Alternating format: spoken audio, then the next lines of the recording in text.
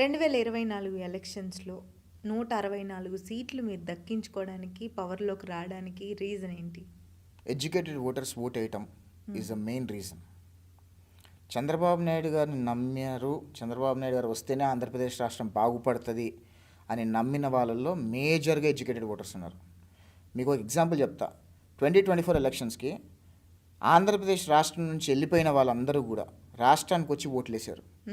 వివిధ దేశాల నుంచి కూడా వచ్చి ఆంధ్రప్రదేశ్ రాష్ట్రానికి వచ్చి ఓట్లు వేశారు. ఒక్కొక్క టికెట్ 1,50,000, 2 లక్షలు, 3 లక్షలు ఖర్చు పెట్టుకొని వచ్చి ఓటు వేయడానికి 3 లక్షలు ఖర్చు పెట్టుకొని వచ్చారు అంటే just imagine what people wanted.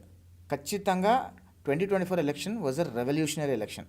That's what I really think of. ఎందుకంటే ఒకవేళ ఎడ్యుకేటెడ్ ఫోక్స్ కనుక బయటకు వచ్చి ఓటు వేయకపోయి ఉంటే ఖచ్చితంగా మళ్ళీ జగన్మోహన్ రెడ్డి గెలిచి ఉండేవాడేమో, చెప్పలేము. ఎందుకంటే ఆంధ్రప్రదేశ్ రాష్ట్రంలో ఒక సిట్యుయేషన్ ఉందండి.